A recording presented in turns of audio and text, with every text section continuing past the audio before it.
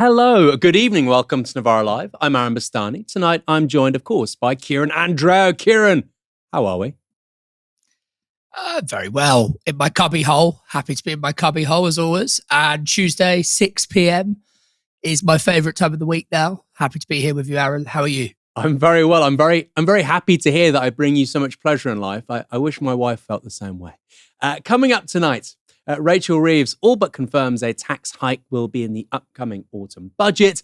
A leaked report into BBC Panorama says that footage of Donald Trump's January 6th speech was edited to make the case that he was encouraging the Capitol Hill riots. And New Yorkers head to the polls for what could be a historic mayoral election. We will bring you the very latest on Zoran Mamdani's campaign. Stay tuned for all of that. But before we get started tonight, a reminder, tickets are still available for our next Downstream IRL event. I'll be speaking to Cory, Doctorow, author of the book In Shitification, Why Everything Suddenly Got Worse and What to Do About It. Also, we will be joined by, and I can say it now, Zach Polanski, while Cory and his book will be the main part of the event. Prior to that, our very own Ash Sarkar will be talking to the Green Party leader. Lots to discuss, not just about enshittification online, but offline too. We're trying to bring about a little bit of a convergence between non-fiction writing, analysis, and the politics and policies on the ground. Hope to see you there. Link in the description below. That event is at Earth Theatre in Hackney on the 17th of November. And like I say, you can get a ticket right now. Another little bit of housekeeping too. We also have a new newsletter for Downstream.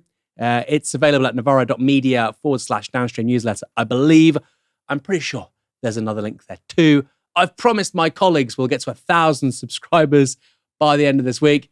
You know what? It's just a click away. If you enjoy Downstream, if you watch regularly, why not subscribe? As ever, if you'd like to support our work here at Novara Media, sign up at novaramedia.com/support.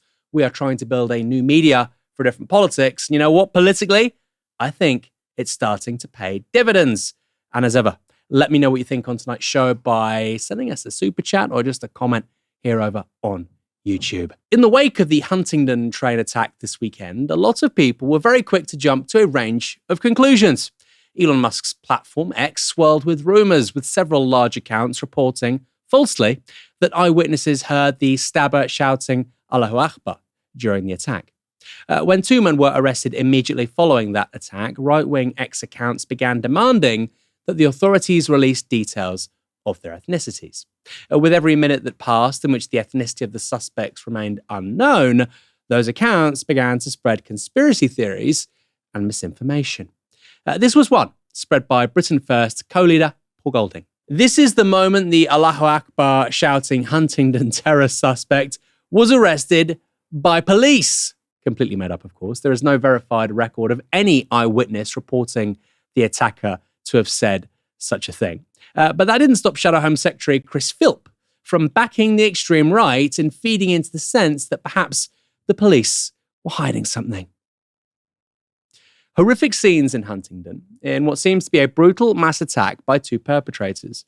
This gentleman was in the cabinet. Just wait. What's the rush? My thoughts are with all those injured or affected and the emergency services responding. If your thoughts are with them, maybe let them do their job. The police and government should provide an update on what happened and who has been arrested as soon as possible. Just outrageous.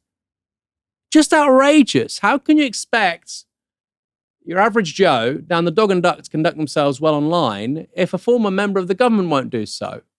Set an example, Mr. Philp, or as I like to call him, Timu Patrick Bateman. On Sunday, the police did provide an update revealing that the suspects in custody were a 32-year-old black British national and a 35-year-old black British national of Caribbean descent, both born in the UK. They also said that they were no longer treating the incident as terrorism. That launched a fresh wave of conspiracy, of course. Here's Talk TV pundit Russell Quirk. This has to be said. Just because the police tell us that the two Huntingdon attackers are British-born, all caps, does not mean that they are not terrorists, nor does it mean that they are not radicalised. Many multiple victim attacks in Britain, including terrorism, have been carried out by people born here, like the 7/7 attacks. More information is required before we are able to form a properly considered view on this atrocity, we will not be gaslit again. So first, it had to be Muslims. Then, when it turned out that it probably wasn't Muslims, it had to be a pair of evil, radicalized immigrant terrorists. Except that wasn't true either. Hours later, the 35-year-old man was released, with police having ruled out any involvement by him in this awful attack. That left a lone black British national as the prime suspect, with Anthony Williams of Peterborough charged on Monday with 11 accounts of attempted murder. It would later emerge that Williams was potentially linked to other acts involving a knife in the hours leading up to the rampage on the train. They include this scene in which he's alleged to have burst into a Peterborough barbershop brandishing a knife the Friday night before, as well as the stabbing of a 15-year-old boy that took place that same day. Williams has also been charged with a stabbing that took place in London late on Friday night. And the attention of the authorities appears now to have turned not so much the ethnic or religious background of the suspect, but to the much less politically expedient subject of his mental health. In The Telegraph, features writer Eleanor Stafel has written about the failing mental health system that lets killers slip through the cracks, calling the Huntingdon attack the latest in a series of violent crimes emerging from mania. In that piece, she writes this: "Where is the mechanism for keeping the public safe from people whose violence is not rooted in dogma, but in mania? There is no prevent for people whose mental state or substance abuse might make them a risk to themselves and to others. Instead, there is a mental health care system bursting at the seams and a police force attempting to extricate itself from the long-held expectation that its officers should spend their time operating as mental health first responders." That's an important point, but it's a boring one for people who'd rather capitalize on attempted murder than tackle the deep realities of the decades governments have spent dismantling our state and public service provision. And it's a difficult point for people with political ambitions. Instead, we got this from Matt Goodwin, writing in his Substack on Monday. "Without warning, a black British man went on a rampage, trying to kill them all while mumbling about the devil. Why is this happening? Let me say something nobody in Westminster will ever say. It's happening because, for years, our so-called leaders have been importing millions of people from highly violent, conflict-ridden, and yes, inferior, quote, honour cultures from the third world, where settling grievances through violence is standard. The cultures that our hapless politicians are now importing into our country at speed are not just radically different and incompatible to our own, they are inferior, primitive, stuck in cultural codes and practices we moved on from centuries ago." 11 people required hospital treatment after that attack, with 9 of them suffering life-threatening injuries. Most of them have, thank God, improved, with 6 people now discharged. But one man remains in critical condition. He is the train guard who launched himself at the attacker in order to protect a young girl and others, a guard whose self-sacrificing actions have been lauded by the British Transport Police, the Home Secretary, and the Transport Secretary as a hero who certainly saved the lives of passengers on Saturday night. Today, he has been named as 48-year-old Samir Zitouni. Zitouni, by the way, is an Arab name, most frequently found in Maghreb countries like Algeria. Now, we can't confirm that Samir is a Muslim, but there's a pretty good chance he is. He certainly seems to be a British Arab, which means that the man being lauded as a hero for risking his own life to save those of passengers likely has roots in one of those primitive, inferior, violent cultures that Matt Goodwin was banging on about. Kieran, we see this repeatedly. We saw it with the disgusting attacks last year that killed 3 young girls. This rush to determine who the assailant is, what their motives are, this rush to code action through culture before anything else. Why does this keep happening? I think the really sad thing is that Matt Goodwin, Nigel Farage, Enoch Powell, they are people who claim and have always claimed that their major USP in public life, among others, but their major one is that they care about white British life, that they are the ultimate patriots, that they love this country more than other people and would therefore be and are better custodians of it. But the reality is that on some level, what I'm going to say is probably a bit controversial, they're happy to see white British people die, be killed, so long as the people that are killing them are black and brown. They would never admit that in a million years, of course. They would vehemently deny it, I'm sure, but the evidence points in that direction. So you talked a moment ago about the 3 girls who were killed last year. Another incident that comes to mind is the car attacks in Liverpool on Liverpool fans celebrating Liverpool's win the Premier League earlier this year.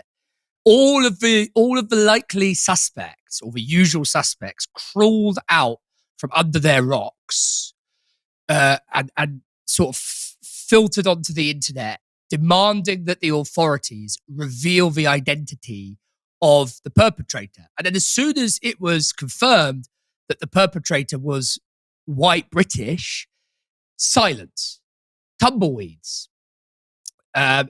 So, and you know, this is a pattern in British public life, unfortunately, that goes a very, very long way back. So when Enoch Powell in 1968 said, like the Roman, I see the river Tiber foaming with much blood, he wasn't conveying a premonition. He was trying to make it so, because he knew that if he could make it so, his chances of becoming prime minister would increase. And I could go on and on and on with examples. So white British life means nothing to these people, absolutely nothing. They're willing to sacrifice it at the altar of their own political careers and their own political advancement. And that's a terrible tragedy for the people who look to them in earnest as their hope and saviour. Yeah, I think the fact that there's this rush to explain things through culture also means that you don't have to talk about the material effects of austerity and underfunding the state, right? So Axel Rudikabana, who's the monster who gets 50 plus years after killing these 3 young girls, disgusting, he took a knife into school more than 10 times. Nothing. He was found on a bus by police officers with a knife. He's then sent home, and his mum is given advice about how to keep knives away from him, whatever. He calls Childline and says, I want to kill people, what do I do? Jaunty bravery. He pushes a young French child off the top of a building. He'd previously told his carers he wanted to go to a tall landmark in central London so he could kill somebody. Hadesh Kabatu was literally trying to tell police officers and prison officers when he was released mistakenly from prison, you shouldn't be releasing me. So what we see time after time after time, whether it's Axel Rudikabana, Jaunty bravery, Hadesh Kabatu, so many other cases as well, is the disintegration of state capacity. And of course, that is in the background to a crisis of care when it comes to people with severe mental health issues. Now, I'm not a bleeding heart liberal with this stuff. If somebody is a threat to society, I think they should be taken away from society. And clearly that should have been the case with this man who's stabbed multiple people, obviously. And what's really ironic here, you mentioned Enoch Powell. It's actually Enoch Powell in the early 1960s, who was health secretary, begins this process of care in the community, which really goes on steroids under Thatcher, which effectively says to people with very, very, very serious mental health issues, you're on your own, mate, basically. It doesn't work. It never worked. But rather than have a serious conversation about how do we help people like this, rather than have that conversation, rather than focus on the fact that it starts with Enoch Powell, Margaret Thatcher, we have to have a conversation instead about culture. Why? Because state capacity necessarily is giving ground to the left. It's necessarily giving ground to the idea that the state actually can solve certain problems, which of course in this instance it can. But if you're on the free market right, you can't ever do that. So everything has to be channeled necessarily through the prism of culture. It has to be. It's about honor-based cultures, inferior cultures, and then you look like an idiot because the person who stopped this, it seems, is a man who's probably Muslim or from a Muslim family and of North African heritage. You look like an idiot, right? So I think we need a proper conversation actually about state failure with regards to people suffering from mental health issues. The exact same with regards to the killer in Nottingham, who, as I recall, I think murdered 3 people. Story after story like this. Or more recently, there was a man in Portsmouth wielding a knife outside a mosque. If you see the video of that, I think it's quite clear he's going through some kind of episode. And I'm not going to blame white people and talk about culture. I'm going to say, look, this person probably shouldn't be just walking around with a knife. And finally on this, we want to talk about the state and state capacity. This man, Anthony, I can't recall his name now, was walking around with a knife for 24 hours and nothing happened. Why? Well, if you've underfunded British Transport Police, and right now, by the way, BTP is going to be subject to 300 more cuts. The world and its wife politically wants to praise the British Transport Police. What an amazing job. That's what Keir Starmer will say. That's what I think John Healey said that. The transport sector will say that. The home sector will say that. British Transport Police, you have worked wonders. Then why are you getting rid of 300 of them? That, to me, is the main story here. How did a guy get to walk around with a knife for 24 hours and nothing happened? They're saying, well, we need to bring in metal detectors at train stations. How about you just stop a guy from walking around with a knife at some point within 24 hours first? It wouldn't need to get that far. Just an idea. There is going to be a tax hike in the budget later this month. That was essentially the message in a speech given by the Chancellor, Rachel Reeves, early this morning. Much like Nigel Farage yesterday, Reeves's audience was twofold. One was the electorate, of course. She needs people to vote for her. The other was the markets. This was forward guidance for both about a very significant set of decisions which will be made in just a few weeks.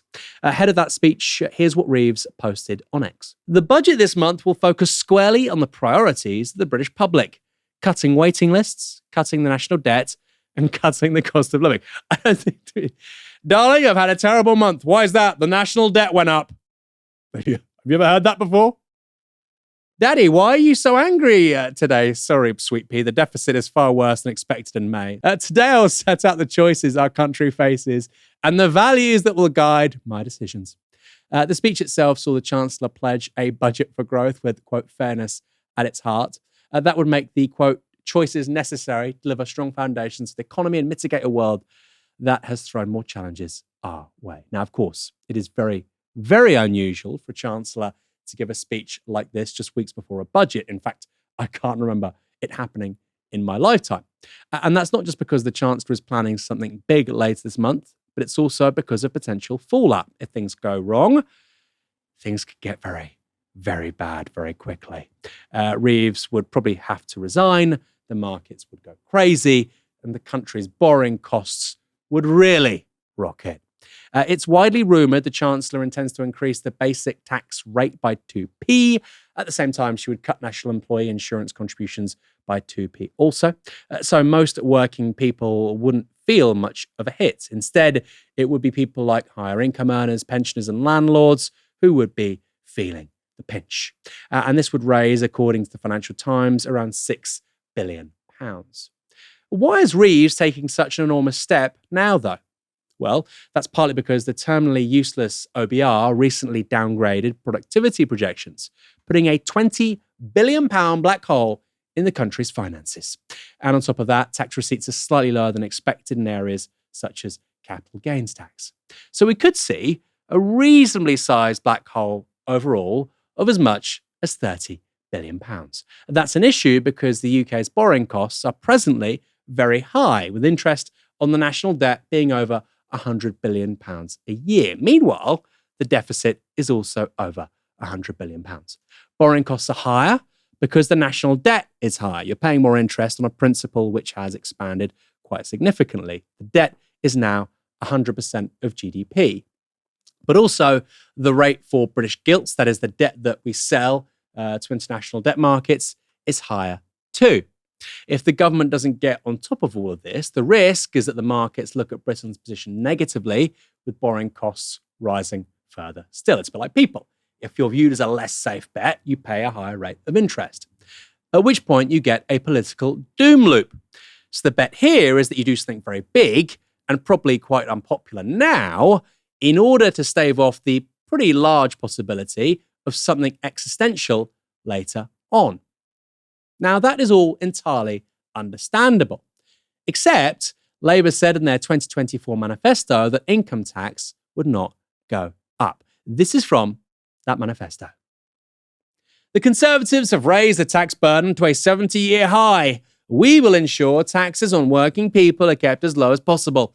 Labour will not increase taxes on working people, which is why we will not increase national insurance, the basic, higher or additional rates of income tax or VAT. Shortly before the election itself, Reeves posted this on X. I didn't come into politics to raise taxes on working people. Labour will not put up your income tax, national insurance or VAT. The Conservatives are the party of high tax. Of course, she said that while in opposition. Reeves also posted this video on her own Facebook page. The Conservatives are now the party of high tax. On their watch, the tax burden is the highest in 70 years. I worked as an economist at the Bank of England before entering politics. I know what it takes to run a successful economy. I believe in sound money and in public spending that's kept under control. I did not come into politics to raise taxes on working people. So, my promise to you is this. Labour will not put up your income tax, national insurance, or VAT. The Tories crashed the economy, and if they win, they will do it all over again, with their £71 billion of unfunded spending. That will push up your taxes and your mortgage bills. As Chancellor, I will deliver economic stability. On the 4th of July, vote to stop the chaos that's driving up your cost of living. Vote to turn the page on 14 years of failure. Vote for change. Vote Labour. I didn't get into politics to put up taxes. Then why did you in your first budget increase employer national insurance contributions? And in your second budget, you're going to increase, guess what? Income tax. Now, the first time around, they could say, well, we wouldn't increase NI contributions for employees. We never said employers.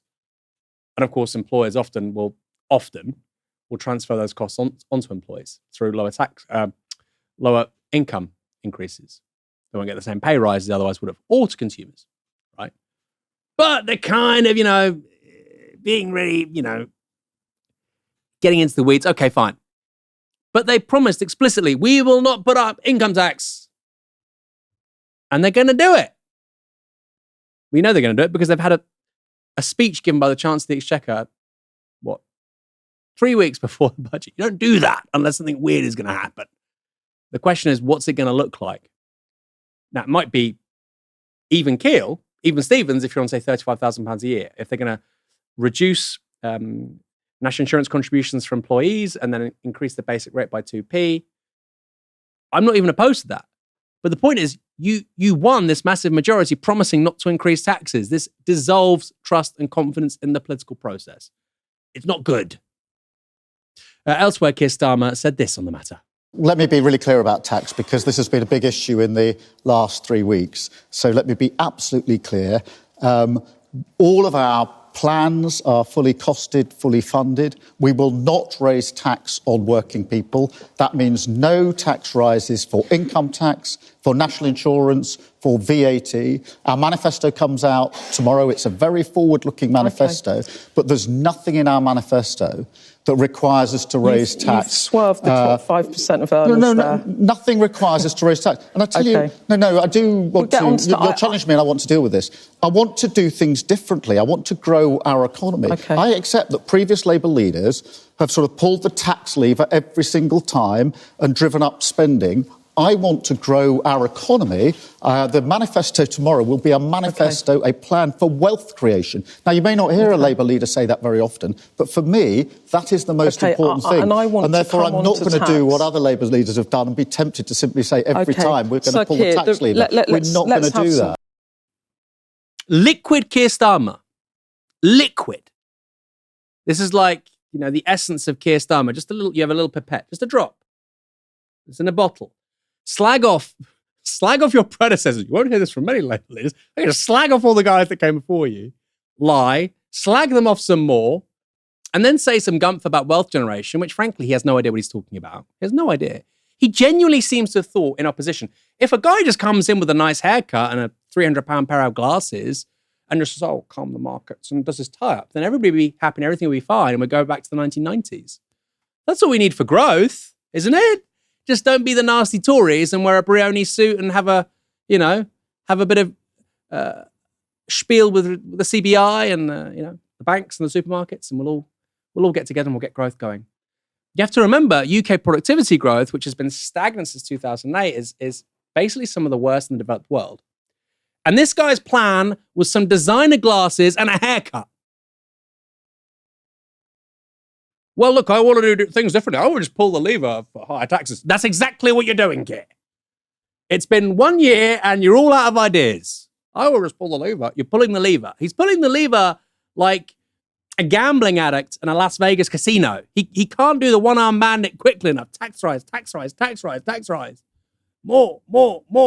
And by the way, I think much of that is legitimate. We need to better fund public services. It's true the Tories left the country in an awful position. All true. But you can't lie to the electorate like this. It does not benefit, forget the left or progressives, it doesn't benefit anybody who believes in democracy. You're going to dissolve people's trust and faith and belief in the democratic system, in how our political system is meant to resolve problems. You're going to empower demagogues. I'm going to do politics differently. I'll be nothing like my predecessors. We're having tax rises, which I don't think would have happened under Corbyn and McDonnell. They wouldn't have happened. They would have taxed other parts of the economy. They never would have put 2p, never on the basic rate. It would not have happened. So this is Starmerism, folks. This is Starmerism. In opposition, you talk like Blair. In government, you govern like Ed Miliband. And we saw how Ed Miliband did as a candidate for public office, not so well. And you can see now, if you had Ed Miliband as PM, he probably wouldn't be doing so well either. It would look something like this. Probably slightly better public relations, by the way. Probably slagging off his predecessors slightly less. Probably lying slightly less. That's the difference between Ed Miliband and Keir Starmer. Keir Starmer lied. Keir Starmer was willing to lie as much as was necessary. Now, in a way, you have to think, well, what does that say about British politics? But also, what does it say about the media? So many people on the left, including us here at Novara Media, were saying, look, this guy is saying that public debt as a percentage of GDP is going to fall over a parliament. He's saying he won't increase taxes, but he's also saying he'll do all these other things with regards to increasing public spending. It doesn't add up. It doesn't add up. I wrote articles about this in 2022, 2023, not just for Novara Media. It doesn't add up. Well, I would simply grow the economy. That was his answer. I will simply grow the economy. Kieran hasn't grown in terms of per capita growth for about 15 years. I will simply grow the economy. Just watch. Well, we're watching, and it isn't, hence the tax rises. And even after they were elected and raised employer and national insurance contributions in the last budget, they said that was it. No more tax rises. Here's Rachel Reeves, again, speaking to the Confederation of British Industry last November. When I became Chancellor of the Exchequer, I faced a massive hole in the public finances. And we saw what happened in the last Parliament when a government lost control of the public finances. And it was ordinary businesses and families with higher borrowing costs and with a premium for instability who paid the price. I'm not going to be that sort of Chancellor. I faced a problem and I faced into it. And we've now drawn a line under the fiction peddled by the previous government. We've put our public finances back on a firm footing, and we've now set the budgets for public services for the duration of this Parliament. Public services now need to live within their means, because I'm really clear, I'm not coming back with more borrowing or more taxes.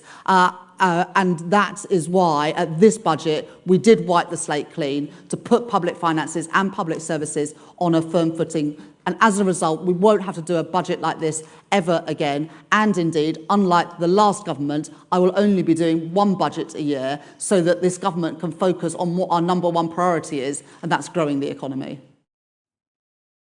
We won't be doing a budget like this again. There'll be no more tax rises. 12 months later, the first increase in the basic rate of tax since the mid-1970s. Since Jim Callaghan, before I was born. We won't be doing this again.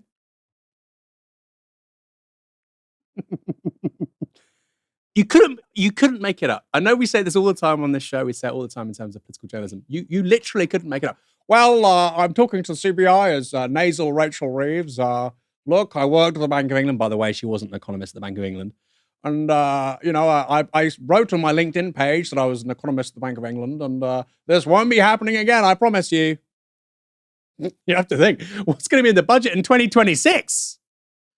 Kieran, this was flagrant lying from Labour and opposition, wasn't it? I mean, how am I supposed to give a sober take after that impression, Aaron? I think all of this, do you know what this reminds me of? It reminds me of a bit in The Office, the UK Office, when David Brent tells a load of people who are going to lose their jobs that they're not going to lose their jobs, even though he knows they will, in order to keep morale high.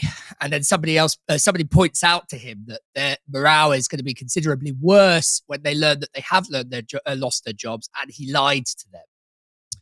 And he replies, they won't remember. They won't remember. And I kind of feel like this is the they won't remember government. The country is learning, I'm afraid, what we on the left learned first under Keir Starmer, which is that he's like an artichoke. You can peel him away to absolutely nothing. You'll get promises, then you'll get broken promises, and then you'll be gaslit into feeling completely insane for caring or remembering that the way reality has played out is completely the opposite of everything you were promised. Right? I don't have an issue with some tax rises. Let me just unpack this a little bit.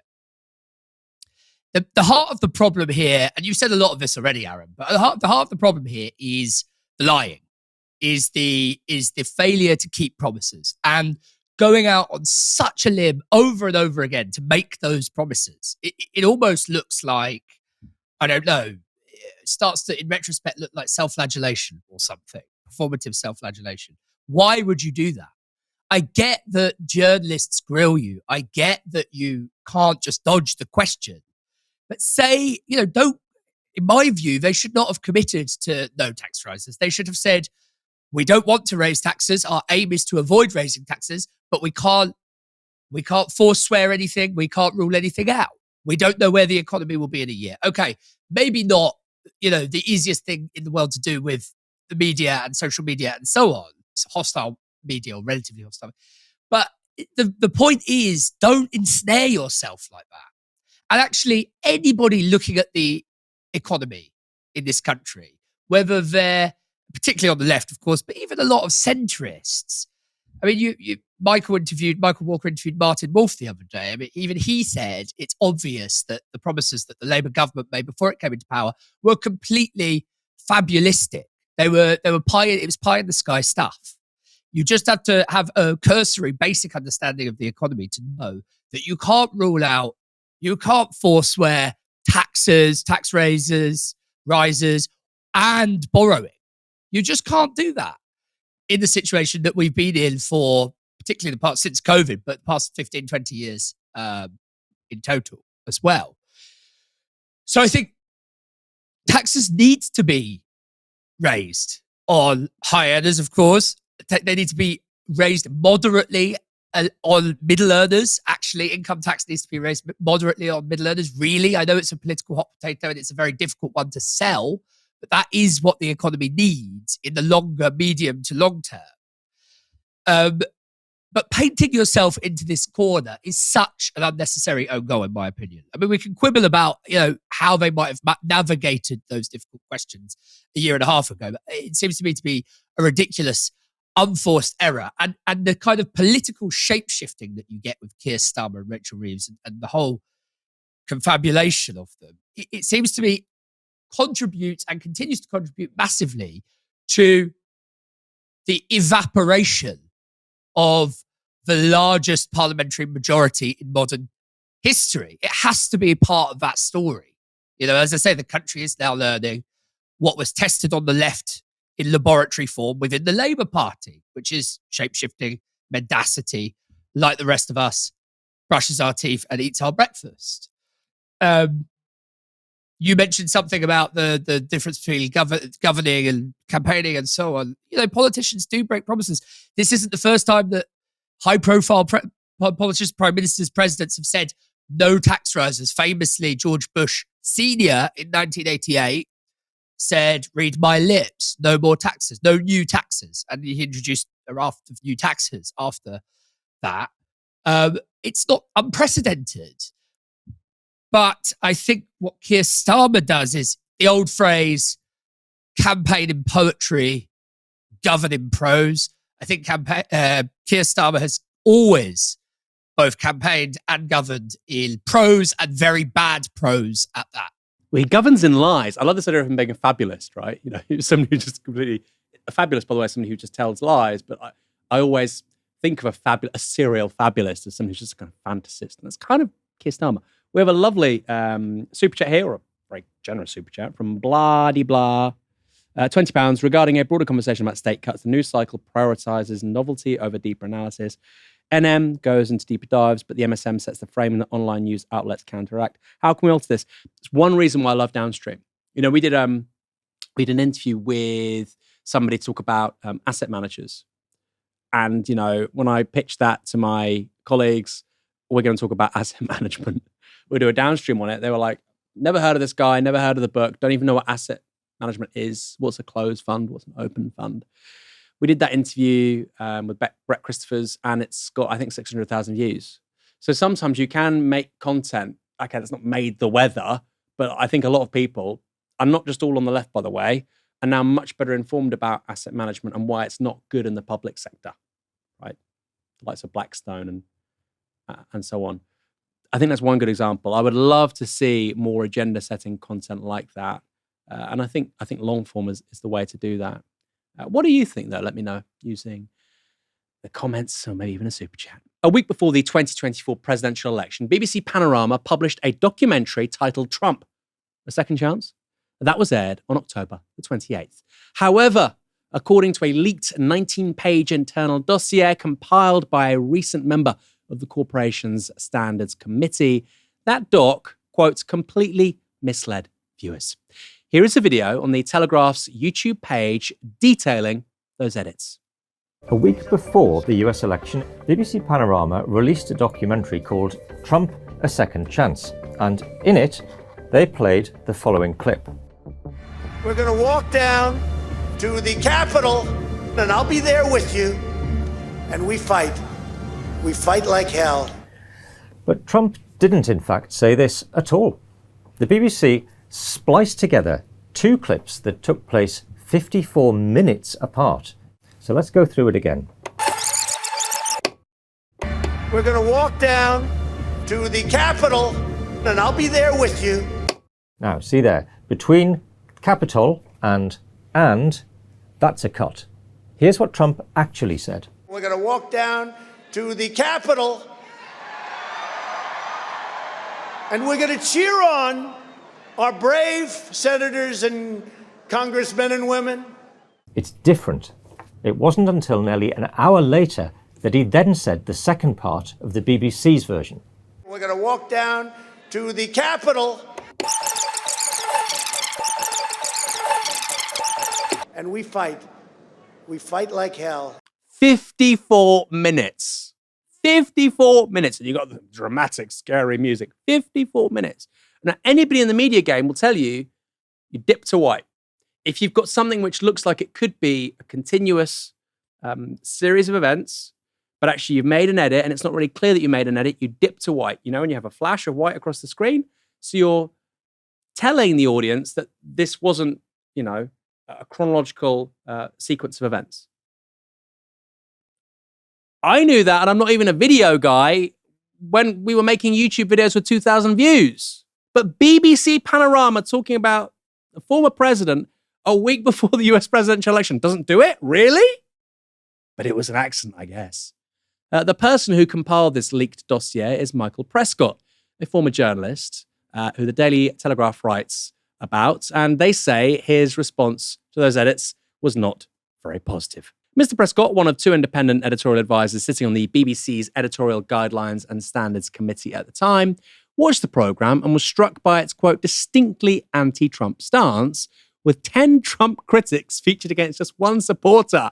He said he was shocked to discover there was no similar programme examining the record of Kamala Harris, Mr. Trump's presidential rival. Mr. Prescott raised concerns with the EGSC, that's the Editorial Guidelines and Standards Committee, and David Grossman, the senior editorial advisor to the committee, was asked to review the programme. Mr. Grossman highlighted alarming concerns about how Panorama had edited Trump's speech to his supporters on January 6th, 2021.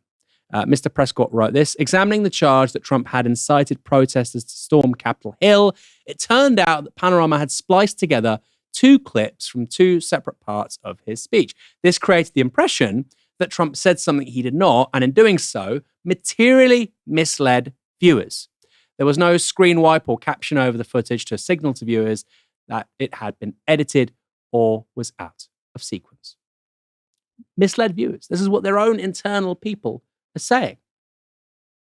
It's not the conclusion of Aaron Bastani and Novara Media. It's what somebody who is in charge of ensuring editorial standards are kept to a certain minimum. Here's what they said next. Mr. Prescott said in his report, this is the leaked 19-page dossier, it was completely misleading to edit the clip in the way Panorama aired it. The fact that Mr. Trump did not explicitly exhort supporters to go down and fight at Capitol Hill was one of the reasons there were no federal charges for incitement to riot. Ms. Turness, and she's the CEO of BBC News, also, quote, tried to justify the doctored video and mangled timeline of the day by citing a Democrat-packed congressional committee that concluded Mr. Trump was involved in a conspiracy to overturn the 2020 election, which he lost to Joe Biden. But Mr. Prescott said this was, quote, no justification for editing video clips so that a presidential candidate appears to say something he never did. Just stick with this for one moment. Turness is the CEO of BBC News. Okay? She's the CEO of BBC News. And she's saying, well, you know what? There was this committee that said he was this anyway, so it doesn't matter if we mislead our audience. Ms. Turness also, quote, tried to justify the doctored video and mangled timeline of the day, citing a Democrat-packed congressional committee. You're the news. The news reports the news. The news doesn't report what politicians say about the news. And like I say, really simple. Flash to white. All you have to do. Or a swipe. You're right, so the image goes out on one side. A bit 90s, but okay. All you have to do. It's 20 seconds in Premiere Pro. Now, this is a developing story with more revelations from the leaked report likely to be released through the week. Be assured, we'll be following this story closely. Kieran, I've got some thoughts about BBC Panorama, probably not safe for a family show. Is this a big deal? Yeah, it's a big deal. I mean, first of all, the incident itself, you know, the particular instance of abuse of the footage is really very bad. I mean, it's a really, I would hope, extreme case. So in and of itself, it's really bad. I would say that this, let me try and riff off what I think you're possibly alluding to, Aaron, when you talk about your views on Panorama. I mean, there are two incidents that come to mind with Panorama, two shows in particular. Number one, both John Ware, actually. Number one, the 2017, I believe it was 2017, investigation into alleged anti-Semitism in Corbyn's Labour Party. And 2014, an investigation he did into the Tower Hamlets mayor, Lutfi Rahman. And in both instances, but particularly the Corbyn documentary, people have, you know, with a much more impartial approach, have gone in with their own methodologies and re-examined a lot of the evidence that John Ware put into those documentaries and have shown them, I think, fairly conclusively to have been tendentious at best, you know, highly very, very committed to portraying things in a certain way. And actually, you know, I can't remember the exact details. You will probably remember them with more accuracy, Aaron, but I do remember that in the 2017 documentary about anti-Semitism, a lot of the interviewees have been totally discredited, and a lot of the interviewees were edited in a way as well that made them look like they were saying things they weren't saying, to make them far more invidious in what they were saying and far more implicated. So I think Panorama has fun with this. I must admit, I haven't watched Panorama in about 15 years or 10 years or something, but it's got a really rogue record with this kind of thing, a really wretched record. And I think the BBC ought to be looking at it very, very closely and canning it, to be perfectly honest with you. I would also say that it's kind of just a wider point briefly on kind of post-truth politics and that kind of, I mean, it's a phrase you don't hear that often at the moment. It's more fake news and all of that. But, you know, the BBC, I mean, no organisation was more outraged at the kind of decentralisation of the media than the sort of establishment, big beasts. So the BBC, the Guardian, that kind of, you know, broadly liberal but very mainstream kind of media outlet. They really, really used their resources to a tremendous extent, particularly about 10 years ago around Brexit and Trump, to tell us all how dangerous the kind of horizontalization of information through the internet and social media was. And of course, to an extent, that's absolutely true. There is a load of misinformation and disinformation out there, and it is a very, very complex terrain to navigate. And it has created a lot of, you know, political misunderstandings and misconceptions and problems. Nonetheless, I submit humbly that I think it really does that project a great deal of damage to find that the BBC is doing things like this, doctoring footage in such a way to create narratives and realities that simply don't exist. And so, you know, the BBC has a significant role to play in creating this kind of post-truthism, actually, and has done consistently across a range of issues. It's not entirely related, but I'm going to try and shoehorn it in. I just remind people that when one of the boats on the flotilla I was on was hit by what was very clearly, you could tell from footage, an incendiary device from a drone, the BBC kind of dispassionately but still ran the headline as the Israeli line, which is that someone had dropped a cigarette on the boat. And then 2 weeks later, Netanyahu openly and proudly stated that indeed it was an incendiary device dropped from an Israeli drone. No shit, Sherlock. And so to have the BBC kind of prostrating itself and embarrassing itself in this way, it really doesn't do itself any favors, of course. It really makes itself look ridiculous. And I think it really does, it makes people think, well, who do we believe? We can't believe you. You're always crying foul at post-truth politics, but you're full of shit as well. And it muddles all of that kind of stuff together. So it's a very risky thing to do at the best of times.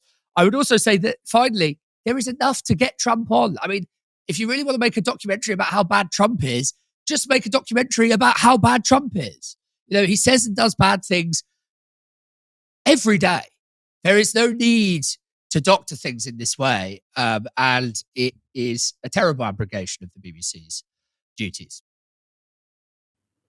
Yeah. You were talking about Panorama. That was in 2019, I think. And the title was, "Is Labour Anti-Semitic?" by BBC Panorama. And dare I say, they arrived at the conclusion and then decided to make the documentary rather than the other way around, right? Normally when you ask a question, you try and find out if it's true or not. They had an answer and then they decided to make the documentary. And you mentioned about some of the falsehoods in that BBC Panorama documentary. Helen Marks and Rika Bird were two women at the centre of it. They were asked by Ben Westerman, who was a Jewish investigator for the Labour Party, at the time, various questions. They were being, involved in a disciplinary process. Well, one of them was, and the other person was a friend who was coming on as a witness. And one of them said to Ben Westerman, what branch are you from? What party branch are you from? He then, in this documentary for Panorama, relayed, they said, where are you from in Israel? As if that's anti-Semitic. And of course, these women, by the way, are Jewish. Fortunately for them, they had a recording. So they had a recording that he was lying, right? And I'm thinking, normally, again, if it's Novara media, if somebody says something like that, if somebody's making the assertion that somebody else is racist, you have to go to the other person. They have a right of reply. Did it happen?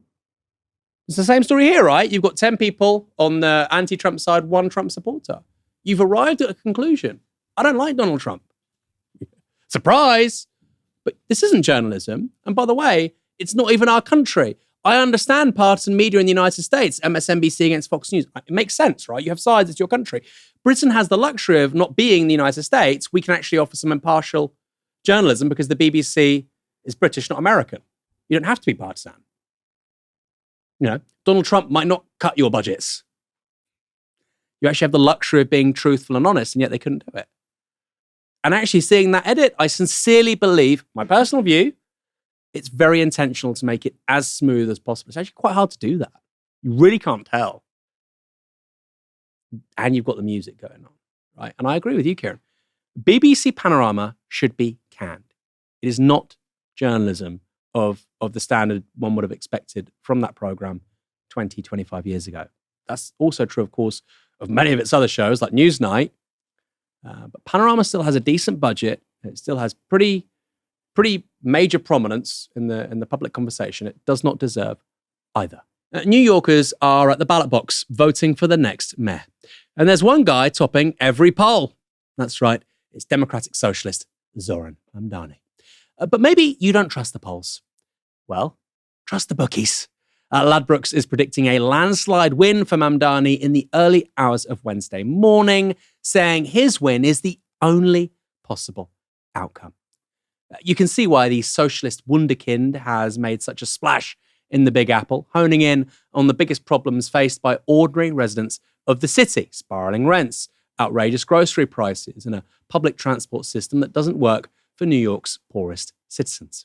The massive gap in wealth, opportunity, and power was nicely captured on CNN last night when school shooting survivor David Hogg appeared alongside the station's senior political commentator, Scott Jennings.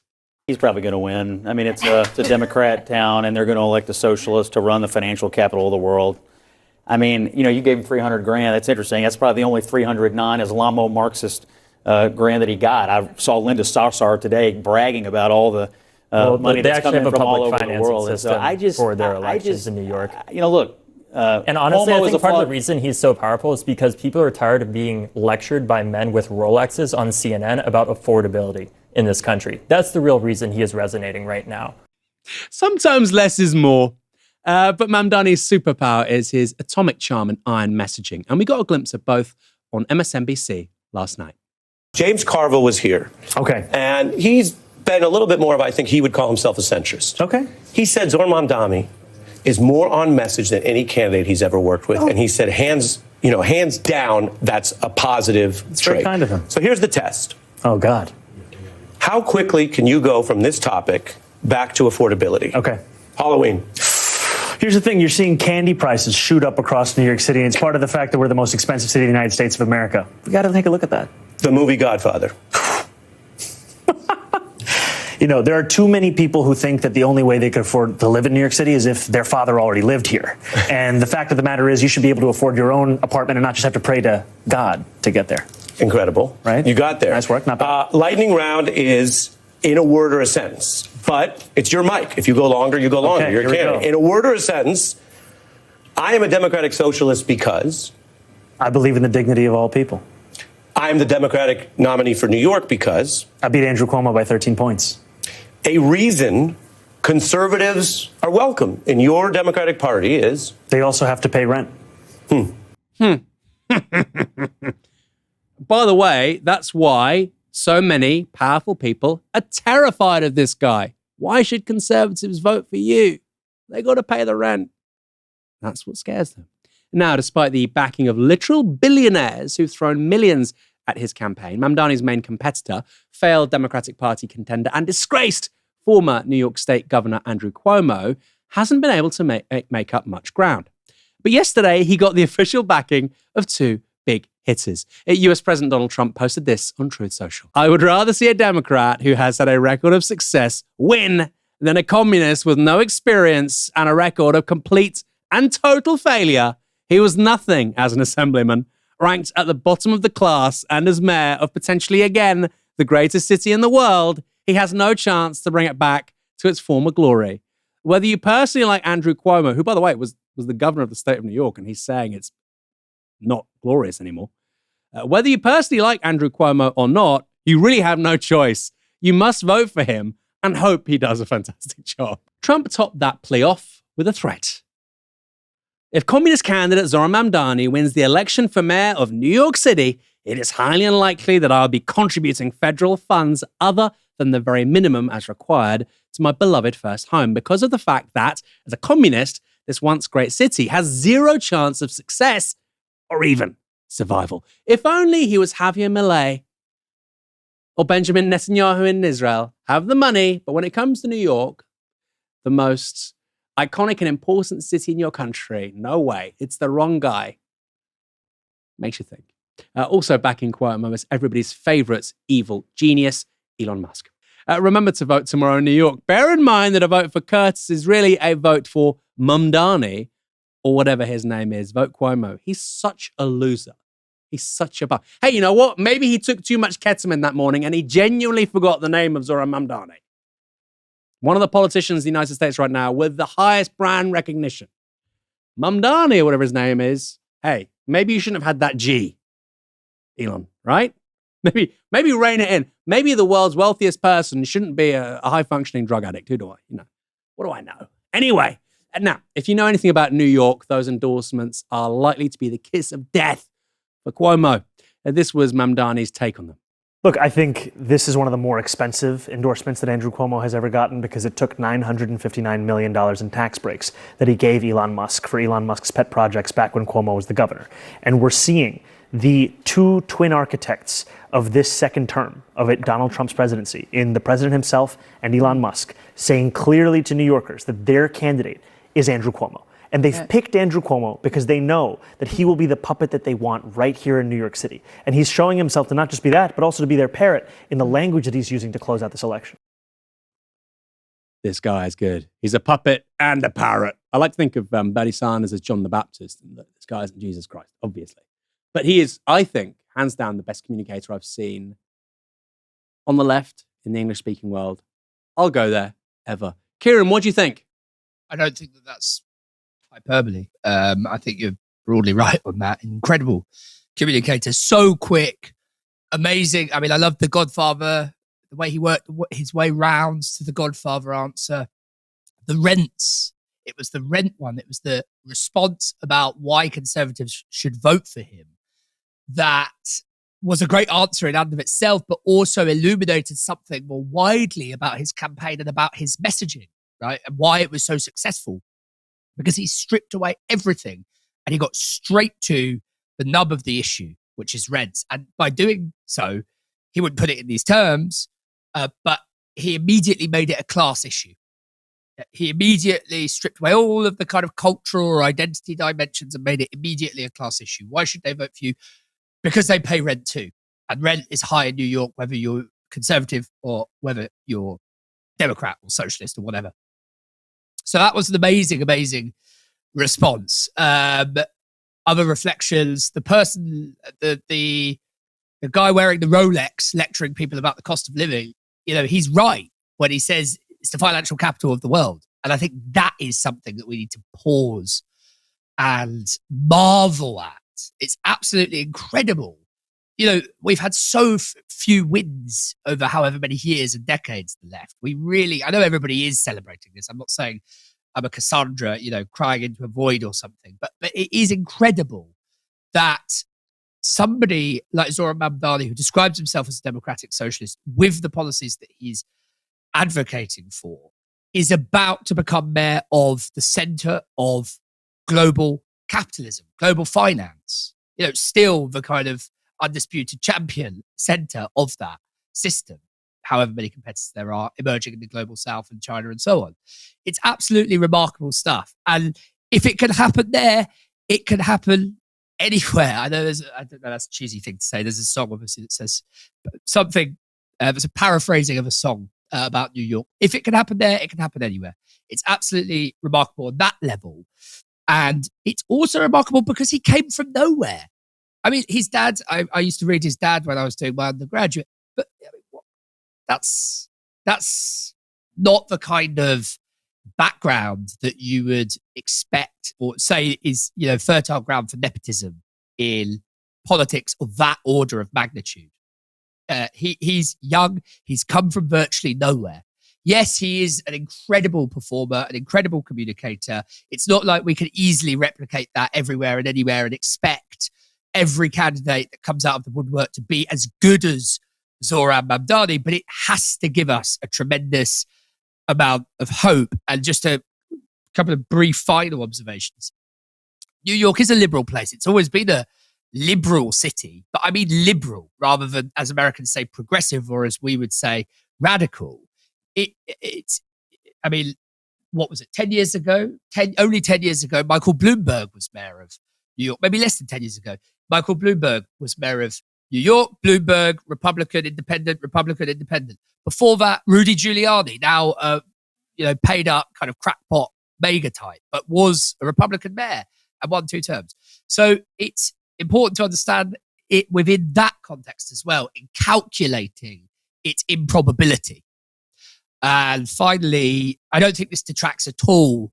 This is just more of a nonsense observation. It doesn't detract at all from Mamdani's incredible achievements, of which, the ones we've enumerated are only some, to say that Andrew Cuomo is obviously a terrible candidate. And you have to really, that's not, again, to diminish Mamdani's achievement. It's to say there is a rot at the heart of the Democratic establishment, but that is the candidate that they produced and favoured. It really is risible. So start with New York, and hopefully the Mamdani revolution, or whatever you want to call it, can spread across America through other organs of the Democratic establishment, the Democratic Party. Yeah, I think that's a really good point. And just to be clear about Bloomberg, he was the mayor between 2002, 2013. Bill de Blasio, who's kind of centre-left figure, kind of like Sadiq Khan politics, I guess, was the mayor after that. And then you had Eric Adams before, in all likelihood, Zoran Mamdani becomes the mayor. I just want to say a few things quickly. What I really find impressive with Zoran Mamdani, and look, he might be in office, he might moderate his politics a lot, but it's really important to say that if somebody wins on the platform that he is standing on, that in itself is a major accomplishment. Whatever he does in office, what he does in office is what matters. But if you're on the left, if you're a socialist, that is still a very significant achievement, and it's something you can learn from.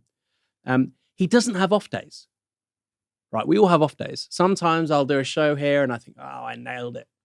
And sometimes I say, oh, I had 5 hours sleep. My daughter woke me up. I feel like crap. 5 out of 10. He doesn't have off days. And as a politician, you are defined by your off days. You can turn up 4 days a week, be fantastic. You have one bad day. That's what everybody remembers. That's what gets clipped up. That's the newspaper columns. That's what your colleagues bitch about. He doesn't have off days. Do you know who else doesn't have off days? Zach Polanski. That's what I really like about him as a politician. He's really improving as a communicator. I don't agree with everything he says, but the fact he doesn't have off days, very unusual. Nigel Farage is somebody else kind of similar. Doesn't really have off days. Very, very unusual. The standard for what he's saying and how he's saying it is very high, very consistent. And that's a really, really big deal. And I think you're right, Kieran. If you can win on a democratic socialist platform in New York, you can in many major cities, any major city, frankly, in the English-speaking world. I think we'll leave it there. Good luck, Zoran Mamdani. Good luck, of course, to a lot of people down ballot as well in New York. Good luck to all his supporters who will still be canvassing, I believe, around about now and trying to get the vote out. And Kieran, thank you to you. Thanks for having me. And wishing Mamdani the best of luck. We didn't get to talk about the pernicious legacy of Dick Cheney, but I think perhaps we'll talk about it. You'll talk about it in a future episode. Yeah, that's a former vice president of the United States, the man behind the throne when it came to the George W. Bush presidency. He's going to have a funeral. We'll cover it then. Thanks, everyone, for tuning in tonight. We'll be back tomorrow at 6 p.m. For now, you've been watching Novara Media. Good night.